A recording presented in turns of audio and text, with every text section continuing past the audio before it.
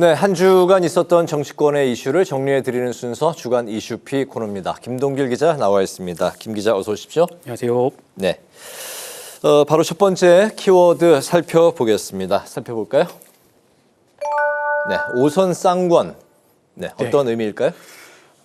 국민의힘이 비상계엄과 또 윤석열 대통령 탄핵 정국 속에 네. 당을 수습할 적임자로 5선의 권영세 의원을 선택했습니다. 그렇죠. 네. 그렇다면 이제 국민의힘은 이제 권영세 비대위원장과 권성동 원내대표 투톱 체제, 쌍권 말씀하셨는데 그러면서 이제 공통점이 또 하나가 이제 모두 그 두 사람 모두 검사 출신이라는 점이 있죠. 네, 맞습니다. 5선의 또 권 씨, 여기에 네. 또 검사 출신이라는 공통점이 있는데요. 오는 30일입니다. 월요일이 되겠는데요. 전국이 의결 절차가 이제 남아 있긴 하지만 의원총회에서 권영세 의원이 추대됐기 때문에 사실상 비대위원장 취임이 이제 확실시 되는 부분이 있고요. 그렇게 되면 이제 권영세, 권성동 의원 또 공교롭게도 이 투톱 모두 5선 의원으로 당에 중진이 됩니다. 네. 지금 상황이 좀 상황이니만큼 당 재정비를 위해서는 당의 안정성의 방점이 찍힌 것으로 보이고요. 권 지명자는 이제 상대적으로 개파색이었다는 평가를 지금 받고 있지만 윤석열 정부 초대 통일부 장관을 역임을 했거든요. 그래서 친윤계로 분류되는 부분이 있습니다. 결국 이제 앞으로는 국민의힘은 친윤 중심으로 당이 결집하는 안정화 수순을 밟을 것으로 보인다는 전망들이 나오고 있고요. 지난 2017년 박근혜 전 대통령 탄핵 정국에서 보면 당시 이제 당의 분열을 수습하지 못하고 분당이 됐었던 적이 있었기 때문에 국민의힘은 이번에 이제 쇄신보다는 안정적인 리더십이 더 우세했다 이렇게 분석이 됩니다. 그렇군요. 네. 첫 번째 이슈픽에서는 국민의힘의 지도부 상황을 살펴봤습니다. 두 번째 이슈픽 보겠습니다. 네, 국회 산타클로스. 네. 네, 산타클로스가 국회를 찾았나요? 네, 좀 그런 모습들이 있었는데 좀 국정이 불안정하고 네. 여야가 좀 대립하는 측면이 아주 있기는 하지만 엊그제가 이제 성탄절이었잖아요. 그래서 네. 성탄절을 맞이해서 네. 국회 산타클로스가 나타났습니다. 좀 국회에 네. 좀 이벤트가 있었는데 네. 신앵커한테 이런 질문 한번 좀 드려볼까요? 어떤 건가요? 혹시 뭐 산타클로스 변장을 해보신 적 있나요? 아니면 산타 할아버지가 돼보신 적이 있나요? 그 옷에 아이가 있기 때문에 작년부터 이제 옷은 사놨는데 이번에 좀 해볼까 했는데 눈병이 나느라고 네. 안과를 찾는 바람에 아이가 금방 이제 알 것 같아서 이번에도 그 시도도 못 해봤네요. 아직 5살. 네. 아직 좀 시간이 있습니다.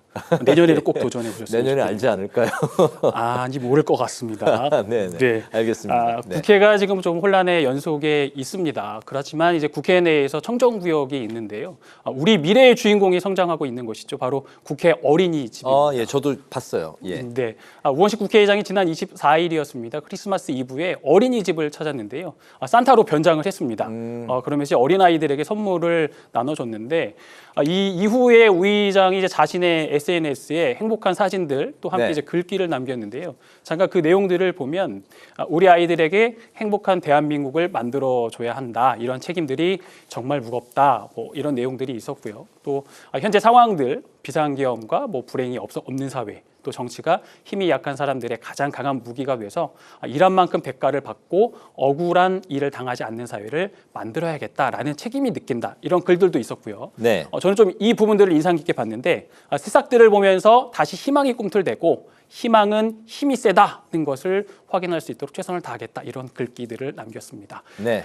우리 아이들은요. 진짜 우원식 국회의장이 산타 할아버지인 걸로 알았을까요? 아니면 다 알고 우원식 국회의장님이네 라고 생각을 했을까요? 네. 아이들. 주된 관심은 선물에 있지 않았을까요?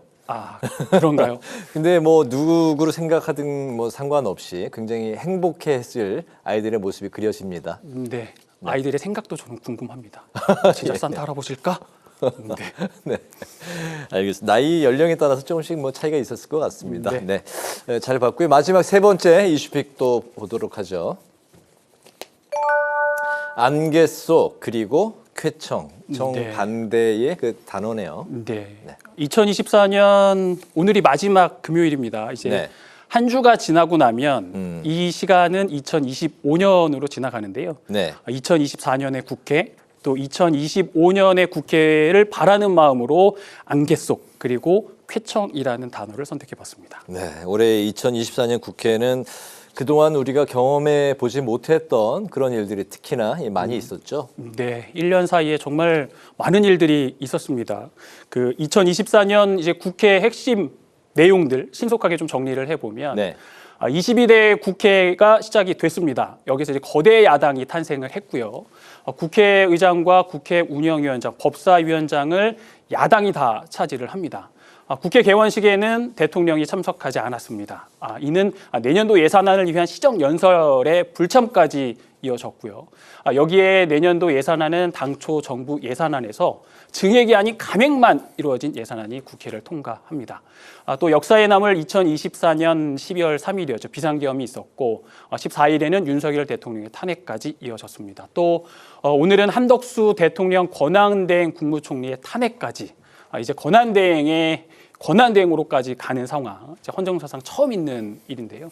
이렇게 2024년을 보면 국회는 미래를 알 수 없다. 앞일도 예측이 불가능하다. 앞길이 전혀 예상이 안 되는 안개 속을 지나왔습니다. 지금도 그 연장선상에 있고요. 그러면서 이제 이 2024년을 보내고요. 또 2025년을 맞이하는 이 시점에서 2025년은 여러 바람들이 있겠지만 쾌청이라는 단어를 좀 선택해 봤거든요. 이 쾌청이라는 단어를 국어사전 뜻풀이를 찾아보니까 네. 구름 한 점 없이 상쾌하도록 날씨가 맑다라는 의미를 갖고 있는데요. 내년에는 새해에는 여야도 맑고 또 민생도 맑고 그리고 쾌청해서 좀 예측 가능한 국회가 되기를 바라는 그런 마음을 담아봤습니다. 네, 예측 가능해야 경제도 다시 살아난다고 하는데 네. 아까 이제 희망이 세다라고 말씀하셨는데 다시 또 2025년에 희망을 또 걸어보도록 하고 코스피가 5천까지 가는 그런 해가 되기를 또 바라보겠습니다. 모두가 네. 행복해하는 해가 되었으면 좋겠고 김동길 기자의 그런 감성이 저는 굉장히 좋더라고요. 오늘 주간 이슈픽도 올해 마지막으로 잘 들어봤습니다. 고맙습니다. 수고하셨습니다.